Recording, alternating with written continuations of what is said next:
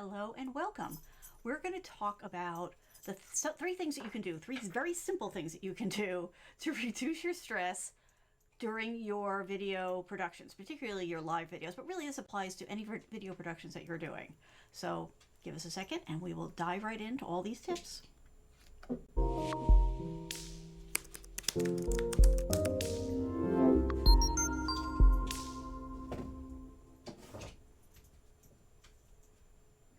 Hello and welcome. My name is Kathleen and I'm here as your tech coach. On this episode, we're going to talk about 3 tips that will make your live video productions much less stressful. Actually, these will work for any time you're recording video, so there's a major win for us, right? Let's go ahead and dive right in.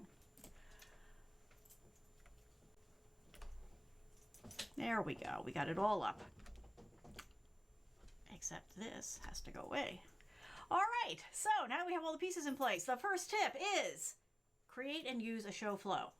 This is a major step towards reducing your stress when you're doing any type of video production. So if you have taken 5 minutes even to figure out what it is you're going to cover, right, and break it into a structure and have some sort of plan, you will massively reduce your stress because you're not always thinking, oh shoot, what was I going to say next? What was I going to talk about? Wait, I don't want to forget this. Just go ahead and create that show flow, right? Jot down some notes. It doesn't have to be a full script. Actually, you're probably better off not doing a full script because people tend to get more robotic when they're actually reading a script. But you can certainly leave yourself a few bullet points, any kind of little reminders that might help you to remember without stressing about remembering. So I'm going to take it 1 second here and I'm going to show you an example of what I'm using. Let me just zoom in a little bit so that it's easier for you to see. So this is the typical show flow. Now, there's a section on here that may or may not apply to you. Your mileage may vary. Let me just bring this up. Okay, and let's drop that. So this is my basic show flow. Now, in the past, sometimes I have actually used a pre-show. So a pre-show is where you're going live before the official show time, right? So let's say like your show is like mine. Let's say you start at 8 p.m. So some people will start 5 or 10 minutes in advance to kind of warm up, talk to the audience as they're coming in, start to lay the groundwork for things on a very, casual, just chatting about, the weather or latest movie or TV show, whatever, maybe throw the dog a treat like I'm doing right now. That may or may not work for you, but it's something to consider, so that's why I left it in here. Then, of course, you're going to do your greeting, right? You're going to say hello to everybody, and you're going to let them know what the topic is. You want that to be short and sweet because that's going to be what catches people's attention, right? And gets them to stick around. Then, if you have an intro, you would run it. If you don't have one, you skip that part. And then as you see down here, I break it into segments. So I find that 3 segments works really well for me. Like, for example, tonight's show is 3 steps, so that's going to be our 3 segments. And I just break it out. Now, this is not the actual one I'm using for this show. This is just my template. So I do the first one. I kind of ballpark it around, 5 to 8 minutes. Your mileage may vary. I put a few bullet points in. If I have a particular promo or something I want to let you know about, I put that in here. And I just repeat that for every single one of these. As you can see, this is not something that is going to take you a ton of time, right? But just by having this structure, having it printed out, put it on a piece of paper in front of you, put it on a monitor, whatever works best for you. But by having that structure for you, right? To have your show flow and to have your comments, your little notes, whatever it is that you need to remind you about what you want to say, it's going to immediately drop the stress for you because you're not having to keep all that in your head.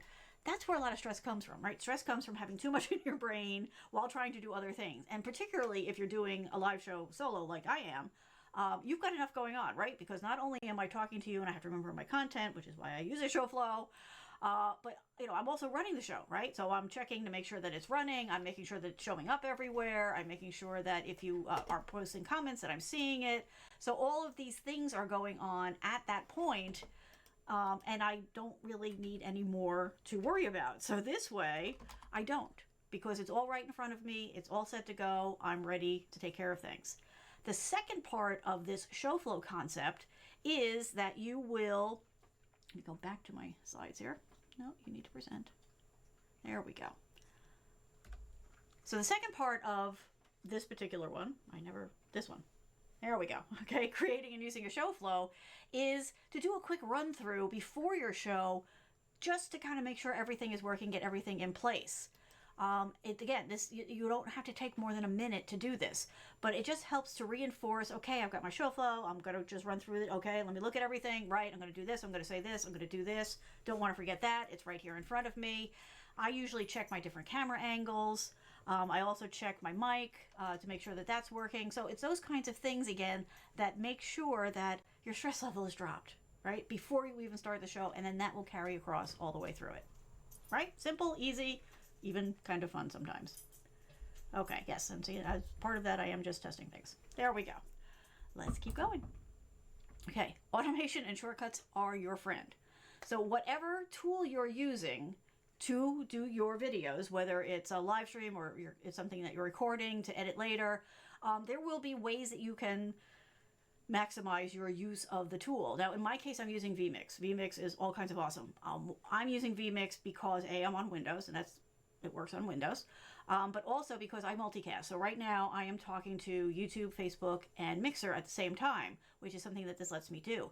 The other thing that vMix lets me do is automate things. So like, for example, you can set it up so that when you change from one camera angle to another, it turns on a different mic if that's what you want to do. You can turn on or off different views. You can automate like things like this. So like when I bring up one of the lower thirds, I don't have to worry about making it go away, although I certainly can do that, right? I can just hit a button and make it go away again. But if I want it to not be something I have to worry about, I can bring up that lower third while I'm talking to you, and it is programmed to go away after a few seconds, giving people enough time to read it, maybe make a note of what the information I've put up there, but I don't have to worry about it going away because I know that it will automatically do that. So that's a combination of several automations that I've got that I can do. The other thing, and I'm going to bring this up, let me switch cameras here, okay, is to have a tool like this. Okay, now I'm using, this is X keys, all right, and each one of these buttons is programmed to do something. So when I press a button, something happens. Not only something happens, but very often several things will happen. So again, you can program it to be simple or complex, however you want it to be, but it does make it easier. So I don't have to keep constantly going over to the app and finding the new angle that I want and scrolling to make sure that I get it and then bringing it up for you. Like if I want to change from this to the one with presentation, it's one button click and it does everything for me. Even taking away the captions, which are here now. So those types of things, the more you can automate, the more you can make use of shortcuts, triggers, whatever they call it in your application, the better off you are. Like I said, most applications, probably all of them, have some level of functionality available for you that you can tap into. The trick here is to just find the ones that are available to you and make sure that you're using them. And the best way to do that is to go in and play with them, right? So whatever, if you're using, the Twitch app that they've put out to do your streams, do some test streams, just play around with it, try different combinations, see what you can put together to make it work for you. If you're using the Facebook Live tool, the same type of thing. There's different things that you can do to make life easier on you as you are doing your streams. So that is a big win, and it saves you a lot of aggravation, a lot of stress, and that is what we're shooting for here, because we want you to focus on the conversation you're having with the people that you're talking to, right? So it's a completely different situation if you're like got a staff of 50 people, right? Then you have that luxury of only concentrating on talking. But most of us who are in small businesses, organizations, that type of thing, we don't have 50 people running the show for us. So this is something that you can do to leave most of your brain processing power focused on the conversation that you're trying to have, the information you're providing, while still keeping your show running at the level you want it to run. So we'll just go back to this for a sec. So again, shortcuts, automation are key to making your life less stressful as you're doing this kind of stuff. And frankly, they can be kind of fun to set up. Once you've got them running, being able to do things like, hey, you can come visit me, which actually we'll take that break now, right? So if you have questions, if you have comments, if you want more information on something, you can always reach out to me here, yourtechcoach.net. There's a contact form there. You can reach out and let me know what your question is. If you have something that you want me to cover on a future show, just let me know. I'm happy to do that. If you're not a web person, that's fine. You can go to your _tech coach on Twitter and reach out to me there. The only thing I ask is that if you have a question, let me know if you need a fast answer or if it can wait until the next show.